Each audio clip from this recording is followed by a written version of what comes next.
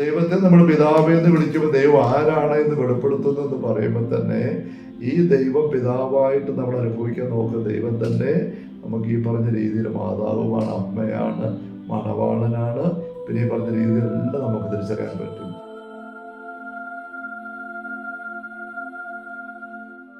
ഈശോ മിശിഹായ്ക്ക് സ്തുതിയായിരിക്കട്ടെ.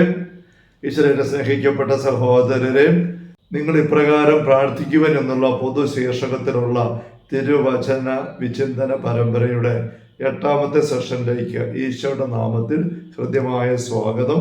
Hallelujah, hallelujah, hallelujah. സ്വർഗ്ഗസ്ഥനായ ഞങ്ങളുടെ പിതാവേ എന്ന പ്രാർത്ഥനയുടെ ആമുഖമായുള്ള ചിന്തകൾ നമ്മൾ കഴിഞ്ഞ ദിവസം കാണുകയുണ്ടായല്ലോ. നമ്മൾ അതിൻ്റെ കണ്ടന്റിലേക്ക് കടക്കുകയാണ്.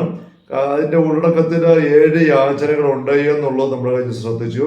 ആ യാചനകളിലേക്ക് കടക്കുന്നതിന് മുൻപ് സംബോധന, സ്വർഗസ്ഥനായ ഞങ്ങളുടെ പിതാവേ, അങ്ങനെ പിതാവിനെ സംബോധന ചെയ്തുകൊണ്ടാണ് 7 യാചനകൾ നമ്മൾ വെക്കാനായിട്ട് ഈശോ ആവശ്യപ്പെട്ടിരിക്കുന്നത്. നമുക്ക് ഈ സംബോധനയിലേക്ക് ഒന്ന് കടക്കാം. ആദ്യമായിട്ട് സംബോധനയിൽ 3 വാക്കുകളുണ്ടല്ലോ. സ്വർഗസ്ഥനായ ഞങ്ങളുടെ പിതാവേ. പിതാവേ എന്നുള്ള വാക്കിലേക്ക് ആദ്യം വരാം. ഹല്ലേലൂയ. പിതാവേ എന്നുള്ള ഒറ്റ വിളിയിൽ 2 കാര്യങ്ങൾ നമ്മൾ ശ്രദ്ധിക്കേണ്ടതായിട്ടുണ്ട്. ഒന്ന്, ദൈവം ആരാണ് എന്ന് ഈശോ വെളിപ്പെടുത്തുന്നു. 2, നമ്മൾ ആരാണ് എന്നും വെളിപ്പെടുത്തുന്നു. ഇല്ലേ? പിതാവേ എന്ന് വിളിക്കുമ്പം ദൈവം ആരാണ്, ഒപ്പം വിളിക്കുന്ന നമ്മൾ ആരാ, മക്കൾ. പഴയ നിയമത്തില് മോശ ദൈവത്തിന്റെ പേര് ചോദിക്കുമ്പം തമ്പുരാൻ പറഞ്ഞു, ആയിരിക്കുന്നവൻ ഞാനാണ്, I am who am, Yahweh, Jehovah. അതിനപ്പുറം ഒരു പേരും പറഞ്ഞില്ല. കാരണം ഒരു പേരിട്ട് പറയാവുന്ന ആളല്ല ദൈവം. അതുകൊണ്ട് ആയിരിക്കുന്നവൻ ഞാനാണ്, അത്രയേ ഉള്ളൂ. അതിനകത്തെല്ലാം വന്നു കഴിഞ്ഞു. പുതിയ മുദ്രയ്ക്ക് വന്നപ്പോൾ ഈശോ വെളിപാടിന് പൂർണ്ണത നമുക്ക് നൽകിയപ്പോൾ ദൈവത്തിന് വേറെ 2-3 പേരുകൾ തന്നു. ആ പേരുകൾ പക്ഷേ പ്രോപ്പർ നൗണുകളോ കോമൺ നൗണുകളോ അല്ല, മറിച്ച് ബന്ധങ്ങളുടെ പേരുകളാണ്. പിതാവ് എന്ന് വെച്ചാൽ മക്കളുള്ള വ്യക്തി. അതേസമയം 2ാമത്തെ ആളായിട്ട് പുത്രൻ. സ്വർഗത്തിലെ ഈ ദൈവം പിതാവായിരിക്കുമ്പോൾ സ്വർഗത്തന്നെ ഒരു പുത്രനുണ്ട്.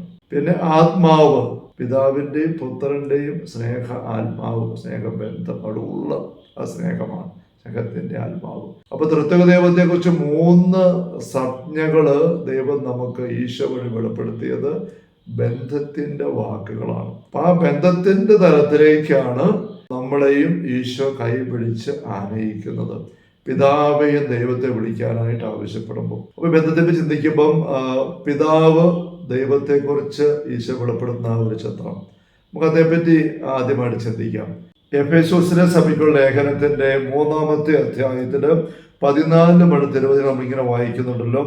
ഇക്കാരണത്താൽ സ്വർഗത്തിലും ഭൂമിയിലുമുള്ള എല്ലാ പിതൃത്വങ്ങൾക്കും നാമകാരണമായ പിതാവിന്റെ മുൻപിൽ ഞാൻ മുട്ടുകൾ മടക്കുന്നു. അപ്പം സ്വർഗത്തിലും ഭൂമിയിലുമുള്ള എല്ലാ പിതൃത്വങ്ങൾക്കും നാമകാരണമായ, അല്ല കേന്ദ്ര കാരണമായ, കാരണഭൂതനായിരിക്കുന്ന ദൈവം എന്ന് അപ്പോസ്തലൻ പറയുകയാണ്. നമുക്കറിയാം, ബൈബിളിലെ നിരന്തരം നമ്മൾ കാണുന്ന ഒരു സംജ്ഞയാണ് പിതാവ്. പഴയ നിയമത്തിലുമുണ്ട്. ഈശോ പുതിയ നിയമത്തിൽ എന്തുമാത്രമാണ് ദൈവത്തെ പിതാവ് എന്ന സംജ്ഞയോടുകൂടെ അവതരിപ്പിച്ചിരിക്കുന്നത്. അതേപ്പറ്റി ഒന്നും പറയേണ്ട ആവശ്യമില്ല. എന്നാൽ ഇതേപ്പറ്റി പഠിപ്പിക്കുന്നിടത്ത് സഭയുടെ മതബോധന ഗ്രന്ഥം കുറെ കാര്യങ്ങൾ നമ്മൾ ശ്രദ്ധയ്ക്ക് വിഷയിപ്പിക്കുന്നുണ്ട്. അവിടെ നമ്മളിങ്ങനെ വായിക്കുകയാണ്. 239 ഖണ്ഡികയിൽ 238, 39 അവിടെ ദൈവത്തെ പിതാവ് എന്ന് വിളിക്കുമ്പോൾ വിശ്വാസത്തിന്റെ ഭാഷ 2 പ്രധാന കാര്യങ്ങൾ സൂചിപ്പിക്കുന്നു. ദൈവം സർവത്തിൻ്റെയും പ്രഥമ പ്രഭവമാണ്, ഉറവിടമാണ്, സർവ അതിശയായ അധികാരവുമാണ് അവിടുന്ന് എന്ന് പറയുകയാണ്. അതേസമയം നന്മ സ്വരൂപരുന്ന മക്കൾ എല്ലാവരുടെ മേലും സ്നേഹ ജാഗ്രത ഉള്ളവനുമാണ് എന്ന് പറഞ്ഞ് പഠിപ്പിച്ചിട്ട് പക്ഷേ സഭ വീണ്ടും തുടരുകയാണ്. ദൈവത്തിന്റെ പിതൃവാത്സല്യം മാതൃത്വത്തിന്റെ പ്രതീകങ്ങളിലൂടെയും പ്രദർശിപ്പിക്കാനാവും. എന്ന് വെച്ചാൽ ദൈവം പിതാവേ എന്ന് ദൈവത്തെ വിളിക്കാനായിട്ട് ഈശോ പഠിപ്പിക്കുമ്പോൾ ബൈബിളിൽ കാണുമ്പോൾ ദൈവം ഒരു പുരുഷനാണ്, അവിടുന്ന് പിതാവ് മാത്രമാണെന്ന് അർത്ഥമില്ല. ഇതേ ഖണ്ഡികയിൽ 239 സഹോദരത്തെ പഠിപ്പിക്കുകയാണ്. ദൈവം മാനുഷിക ലിംഗഭേദങ്ങൾക്കെല്ലാം അതീതനാണെന്ന സത്യം നാം അനുസ്മരിക്കണം. ദൈവം പുരുഷനുമല്ല സ്ത്രീയുമല്ല. സദൂക്കായർ വന്ന് ഈശോയെ പരീക്ഷിക്കാൻ വേണ്ടി ചോദിക്കുമ്പോൾ ഒന്നിനു പുറകെ ഒന്നായിട്ട് 7 പുരുഷന്മാർക്ക് ഭാര്യയായിരുന്ന സ്ത്രീ മരിച്ചു കഴിയുമ്പം സ്വർഗത്തിൽ ആരുടെ ഭാര്യ ആയിരിക്കും എന്ന് ചോദിച്ചിട്ട് വരുന്ന കാണാം. കാരണം പുനരുത്ഥാനം ഇല്ല എന്ന് വാദിച്ചിരുന്നവരാണ് സദൂക്കായർ. പഴയ നിയമ കാലഘട്ടത്തിൽ മരണാന്തര ജീവിതത്തെക്കുറിച്ച് വ്യക്തതകൾ കുറവാണ്. ഈശോയാണ് കൃത്യം വ്യക്തത നമുക്ക് നൽകുന്നത്. അതുകൊണ്ട് പുനരുത്ഥാനമില്ല, മരണാന്തര ജീവിതമില്ല, ആത്മാക്കളുമില്ല, മാലാഖയില്ല, പിശാചുക്കളുമില്ല എന്ന് വാദിച്ചിരുന്ന സദൂക്കായർ. അവരിങ്ങനെ ഈശോയെ ക്വസ്റ്റ്യൻ ചെയ്യുമ്പോൾ ഈശോയുടെ വലിയ ചോദ്യം ഉണർത്തിക്കുന്നു. ഇതൊരു കൃത്രിമമായിട്ട് അവർ മെനഞ്ഞെടുത്ത ഒരു കഥയാണെന്നാണ് ബൈബിൾ വ്യാഖ്യാതാക്കൾ സൂചിപ്പിക്കുന്നത്. അങ്ങനെ 7 പേർക്ക് ഭാര്യയായിട്ട് മരിച്ച ആരും ശരിക്കും ഉണ്ടായിരുന്നില്ലായിരിക്കാം, എന്തെങ്കിലും ആയിട്ട്. അപ്പോൾ അവിടെ ഈശോ ഉത്തരം കൊടുക്കുക പറയാണ്, നിത്യതയിൽ എല്ലാവരും മാലാഖമാരെ പോലെയാണ്. അവിടെ ശരീരമില്ല. അപ്പോൾ ശരീരമെന്ന് പറയുന്നത് ഭൂമിയിൽ നമ്മളായിരിക്കുമ്പോൾ നമുക്ക് ദൈവം ഏൽപ്പിച്ചിരിക്കുന്ന ദൗത്യങ്ങൾ നിർവഹിക്കാൻ, വരും തലമുറകളിലേക്ക് മനുഷ്യവംശത്തെ കൊണ്ടുപോകാൻ, കുഞ്ഞുങ്ങൾക്ക് ജന്മം കൊടുക്കുന്ന കുഞ്ഞുങ്ങളെ വളർത്തിയെടുക്കാൻ, പരിപാലിക്കാൻ, ഇങ്ങനെയുള്ള ശരീരബദ്ധമായ ജീവിതത്തിൻ്റെ ഉത്തരവാദിത്വം നിർവഹിക്കാനായിട്ട് ദൈവം നൽകിയ ക്രമീകരണം മാത്രമാണ് പുരുഷന്റെ സ്ത്രീയും, അല്ലെ പുരുഷ ശരീരം സ്ത്രീ ശരീരവും. അത് നമ്മൾ മരണത്തോട് അപ്പുറം കിടക്കുമ്പോൾ ശരീരം തന്നെ മഹത്വീകരിക്കപ്പെടും. മണ്ണിൽ അരിഞ്ഞു ചേരുന്നു നമ്മുടെ ഭൗതിക ശരീരം. ഉയർത്തെഴുന്നേൽക്കുന്നത് മഹത്വീകരിക്കപ്പെട്ട ആത്മീയ ശരീരമാണ്. അതിനാണോ പെണ്ണോ എന്നുള്ള വ്യത്യാസം ഇല്ല, മാലാഖമാരെ പോലെയാണ്. അതുകൊണ്ട് തന്നെ അങ്ങ് ചിന്തിക്കുമ്പോൾ നമുക്ക് പെട്ടെന്ന് തിരിയുന്നു, അരൂപികൾ, രൂപമില്ലാത്തവർ, ശരീരമില്ലാത്തവർ. ദൈവം അരൂപിയാണ്. ദൈവം പുരുഷനുമല്ല സ്ത്രീയുമല്ല. പിന്നെ എന്താണ് ദൈവത്തെ പിതാവെന്ന് വിളിക്കാൻ ഈശോ പഠിപ്പിച്ചത്? അത് ഭൂമിയിലായിരിക്കും നമുക്ക് തിരിയുന്ന ഒരു നമ്മുടെ എല്ലാം ഉത്തരവാദിത്ത സ്ഥാനത്ത് സ്നേഹത്തിൻ്റെ ഉറവിടമായി അധികാരവും സംരക്ഷണവും നമുക്ക് ചേർത്ത് പിടിക്കുന്നതായ ഒരു ചിത്രം, ഒരു വ്യക്തിയുടെ ചിത്രം നമുക്ക് നൽകാൻ ഈശോ ആഗ്രഹിച്ചപ്പം അതിനേറ്റവും പറ്റിയ വാക്കായിട്ട് പ്രത്യേകിച്ച് യഹൂദ പശ്ചാത്തലത്തിൽ പാട്രിയാർക്കൽ അല്ലെങ്കിൽ അപ്പന്മാർക്ക് പ്രാമുഖ്യമുള്ള സമൂഹം ഭൂതലത്തിലെ ഭൂരിഭാഗം സമൂഹങ്ങളും അപ്പന്മാർക്ക് അല്ലെ പേട്രിയാർക്ക് സിസ്റ്റമാണ്. ചുരുക്കം ചില സമൂഹങ്ങളുണ്ട് മാട്രിയാർക്കൽ, അമ്മമാർക്ക് പ്രാധാന്യം കൊടുക്കുന്നതുകൊണ്ട്. അപ്പം അങ്ങനെയുള്ള സമൂഹമായിരുന്നു യഹൂദരുടെ സമൂഹം. അതുകൊണ്ട് അപ്പ എന്നുള്ള വിളി, ആ വാക്ക് ഉപയോഗിച്ച് ദൈവത്തെ അനുഭവിക്കാൻ ഈശോ പഠിപ്പിച്ച് വെളിപ്പെടുത്തി. എന്ന് വെച്ചുകൊണ്ട് ദൈവം ഒരു പുരുഷനാണ് എന്നർത്ഥം വരുന്നില്ല എന്ന് ഇവിടെ CCC 239 ഖണ്ഡികയിൽ കൃത്യമായിട്ട് പഠിപ്പിക്കുന്നു. ഇത് നമ്മൾ അറിഞ്ഞിരിക്കണം. അവിടെ നമുക്ക് ദൈവത്തെ അപ്പ എന്ന് വിളിക്കുന്ന അതേ അനുഭവത്തോടെ അമ്മ എന്ന് വിളിക്കാൻ പറ്റും. അത് നമ്മൾ നല്ലപോലെ മനസ്സിലാക്കണം. ഒരു പ്രശസ്തമായ പെയിന്റിങ്ങിനെ കുറിച്ച് കേട്ടിട്ടുണ്ടാവും. ആ പെയിന്റിങ് ധൂർത്തപുത്രനെ സ്വീകരിക്കുന്ന അപ്പൻ്റെ പെയിന്റിങ്ങാണ്. അപ്പനിങ്ങനെ ധൂർത്തോത്തരം വന്നപ്പോൾ കാൽക്കലിക്ക് വീഴുമ്പം അപ്പനിങ്ങനെ അവന് 2 കൈ കൊണ്ട് ചേർത്ത് പിടിക്കുകയാണ്. അപ്പോൾ 2 കൈകൾ ഇങ്ങനെ ചിത്രീകരിക്കുമ്പം ഒരു കൈ ഒരു പുരുഷന്റെ കൈയായിട്ടും മറ്റേ കൈ ഒരു സ്ത്രീയുടെ കൈയായിട്ടുമാണ് ചിത്രീകരിച്ചിരിക്കുന്നത്. അപ്പനും അമ്മയും ആണ് ദൈവം. ഈ ധൂർത്തനെ സ്വീകരിക്കുന്ന പിതാവ് മാത്രമല്ല മാതാവുമാണ് എന്ന് ചിത്രകാരൻ അവതരിപ്പിക്കുകയാണ്. അപ്പം ഈ ഒരു കാര്യം നമുക്ക് ശ്രദ്ധിക്കണം. അപ്പോൾ സ്വർഗസ്നായുടെ പിതാവേ എന്ന് വിളിക്കാൻ ആവശ്യപ്പെടുമ്പം പിതാവേ എന്ന് മാത്രമല്ല മാതാവേ എന്നും വിളിക്കാം. നമ്മൾ വചനത്തിലേക്ക് നോക്കുമ്പോൾ നമുക്ക് ദൈവം തന്നെ അമ്മയുടെ സ്നേഹം നൽകുന്നതായിട്ട് കാണിക്കുന്ന പല വചനഭാഗങ്ങളുണ്ടല്ലോ. യേശയ്യായുടെ പുസ്തകത്തിൽ 49 അധ്യായത്തിൽ 15-16 വാക്യങ്ങളിലും മുല കുടിക്കുന്ന കുഞ്ഞിനെ ഒരമ്മയ്ക്ക് മറക്കാൻ പറ്റുമോ? ഇനി പെറ്റമ്മ തന്നെ മുല കുടിക്കുന്ന കുഞ്ഞിനെ മറന്നാലും ഞാൻ നിങ്ങളെ മറക്കുകയില്ലെന്ന് പറയുന്ന വചനഭാഗം നമുക്ക് നല്ല പരിചയമാണ്.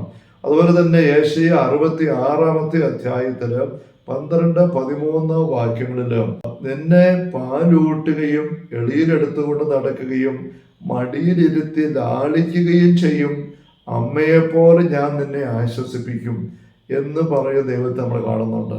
അപ്പോൾ അമ്മ ചെയ്യുന്നതായ കുഞ്ഞിന് കൊടുക്കുന്ന സ്നേഹത്തിൻ്റെ, പരിചരണത്തിൻ്റെ, വാത്സല്യത്തിൻ്റെ, കരുതലിൻ്റെ വിശദാംശങ്ങൾ എണ്ണി പറയുകയാണ്.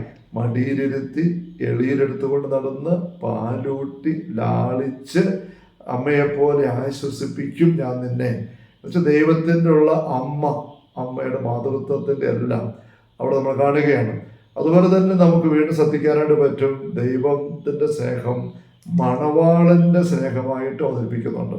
മണവാളൻ്റെ സ്നേഹം ഉത്തമഗീത പുസ്തകത്തിൽ മുഴുവനും എന്തുമാത്രമാണ് മണവാട്ടിക്ക് വേണ്ടി ദാഹിച്ച് ആഗ്രഹിച്ച് അന്വേഷിച്ച് മണവാട്ടിന് ആനന്ദം കൊണ്ട് അവളുടെ സൗന്ദര്യത്തെ വർണ്ണിച്ചുകൊണ്ട് നിൽക്കുന്ന വ്യക്തിയാണ് ദൈവത്തെ നമ്മൾ കാണുന്നത്. യെശയ്യായുടെ പുസ്തകത്തില് 62-ാമത്തെ അധ്യായത്തിൽ 4-5 വാക്യങ്ങളിൽ കർത്താവ് നിന്നിൽ ആനന്ദം കൊള്ളുന്നു, മണവാളൻ മണവാട്ടിയിൽ എന്ന പോലെ നിന്റെ ദൈവം തന്നെ സന്തോഷിക്കും എന്ന് പറഞ്ഞിരിക്കുകയാണ്. നമ്മിൽ ദൈവം ഒരു മണവാട്ടിയിൽ മണവാളൻ ആനന്ദിക്കുന്ന പോലെ ആനന്ദിക്കും എന്ന് പറഞ്ഞിരിക്കുകയാണ്. ഹോസേയുടെ പുസ്തകത്തിൽ 2-ാം അധ്യായം 14 മുതൽ വാക്യങ്ങളിൽ ഞാൻ അവളെ വശീകരിച്ച് വിജന സ്ഥലത്ത് കൊണ്ടുപോകും, അവളെ ഹൃദ്യമായി സംസാരിക്കും, അവളിനി എന്നെ പ്രിയതമൻ, എൻ്റെ പ്രിയതമൻ എന്ന് വിളിക്കും, ഞാൻ അവളെ നിന്നെ ഞാൻ പരിഗ്രഹിക്കും, എൻ്റെ സ്വന്തമാക്കും എന്ന് പറഞ്ഞത് മണവാളുടെ ഹൃദയത്തിൻ്റെ നിരവധിയായ തലങ്ങൾ അവിടെ പങ്കുവെച്ചിരിക്കുന്നത് കാണാൻ പറ്റും. പുതിയ പത്രിക വരുമ്പോൾ നമുക്കറിയാമല്ലോ, സ്നാപകം പറയുന്നുണ്ട് മണവാട്ടി ഉള്ളവനാണ് മണവാളൻ, യോഹന്നാൻ 3:29. അതുപോലെ തന്നെ ഈശോ പറയുമ്പോൾ ഉപവാസത്തിൽ തർക്കം വരുമ്പോൾ മണവാളൻ കൂടെ ഉള്ളപ്പോൾ മണവറത്തോടെ കൊണ്ട് ഉപവസിപ്പിക്കാൻ പറ്റുമോ ഇത് പറയുമ്പോൾ തന്റെ സാന്നിധ്യം മണവാളിന്റെ സാന്നിധ്യം പഠിച്ചോണ്ട് അവതരിപ്പിക്കുകയാണ്. 10 കന്യകമാരുടെ ഉപമ നമ്മൾ മത്തായി 25:10 വരെ വായിക്കുമ്പോഴും മണവാളനെ സ്വീകരിക്കാൻ വേണ്ടി കാത്തിരിക്കുന്ന കന്യകമാരെ കുറിച്ച് പറയുകയാണ്. കുഞ്ഞാടിന്റെ മണവാട്ടിയെ കാണിച്ചു തരാമെന്ന് പറഞ്ഞിട്ട് വെളിപാട് 21-ാം അധ്യായത്തില് 9-ാം ഭാഗത്ത് നമ്മൾ കാണുന്നുണ്ട്. അപ്പൊ ദൈവം ഒരു മണവാളനാണ് എന്നുള്ള വശം. ഒപ്പം നമുക്കറിയാം പഴയ നിയമത്തിലെ മുഴുവൻ ദൈവത്തെ ഭർത്താവായിട്ട് ഇസ്രായേലിനെ വധുവായിട്ടുള്ള അനേക പരാമർശം കാണാം. അതിൻ്റെ ദേവന്മാരുടെ പുറകെ ഇസ്രായേൽക്കാർ പോയപ്പോഴെല്ലാം പ്രവാചകന്മാർ വളരെ കാർക്കശത്തോടെ സഹായിക്കുന്നത് നിങ്ങൾ വ്യഭിചരിക്കാൻ പോയി, സകല മലയുടെ മുകളിലും മരത്തിൻ്റെ ചുവട്ട് നീ വ്യഭിചരിച്ചു എന്ന് പറയുമ്പോൾ അത് വിഗ്രഹാരാധന നടത്തിയെന്നാണ് അവർ ഉദ്ദേശിക്കുന്നത്. അപ്പൊ ദൈവം യഹോവയാണ് ഭർത്താവ്, മണവാളൻ, വരൻ, ഇസ്രായേൽക്കാർ വധു, നമ്മൾ ഓരോരുത്തരും നമ്മുടെ ആത്മാവ്, സഭ ദൈവത്തിന്റെ മണവാട്ടി. അപ്പൊ ദൈവം മണവാളൻ എന്ന സ്നേഹത്തിന്റെ വശം കാണുകയാണ്. ഒപ്പം നമുക്കറിയാം വീണ്ടും ചിന്തിക്കുമ്പോൾ ദൈവം ഗുരുവാണ്, ഇല്ലേ, ദൈവം യജമാനനാണ്, രാജാവാണ്, നേതാവാണ്, വിധികർത്താവാണ്, ഇങ്ങനെയുള്ള എല്ലാ വചനഭാഗം കാണുന്നുണ്ട്. പക്ഷെ ലോകത്തിന്റെ ശൈലിയിലല്ല, സ്വർഗത്തിന്റെ ശൈലിയിലാണ്. അപ്പൊ ദൈവത്തെ നമ്മൾ പിതാവേ എന്ന് വിളിക്കുമ്പോൾ ദൈവം ആരാണ് എന്ന് വെളിപ്പെടുത്തുന്നു എന്ന് പറയുമ്പോൾ തന്നെ ഈ ദൈവം പിതാവായിട്ട് നമ്മൾ അനുഭവിക്കാൻ നോക്കുന്ന ദൈവം തന്നെ നമുക്ക് ഈ പറഞ്ഞ രീതിയിൽ മാതാവുമാണ്, അമ്മയാണ്, മണവാളനാണ്, പിന്നെ ഈ പറഞ്ഞ രീതിയിലെല്ലാം നമുക്ക് തിരിച്ചറിയാൻ പറ്റും. ഇതെല്ലാം ഈ വിളിയിൽ ഉൾച്ചേർന്നിരിക്കും. നമുക്കുള്ളിൽ ചേർക്കാനായിട്ട്, നമുക്കുള്ളിലെടുക്കാനായിട്ട് സാധിക്കട്ടെ. Hallelujah, hallelujah. കർത്താവ് യേശുമിശിഹായുടെ സമൃദ്ധമായ കൃപയും അനുഗ്രഹങ്ങളും പിതാവായ ദൈവത്തിന്റെ അവർണ്ണനീയമായ സ്നേഹവും പരിശുദ്ധാത്മാവായ ദൈവത്തിന്റെ നിരന്തരമായ സഹവാസവും നമ്മെല്ലാവരുടെയും കൂടെ ഉണ്ടായിരിക്കട്ടെ, ഇപ്പോഴും എപ്പോഴും എന്നേക്കും. ആമേൻ. യേശുമിശിഹായ്ക്ക് സ്തുതിയായിരിക്കട്ടെ.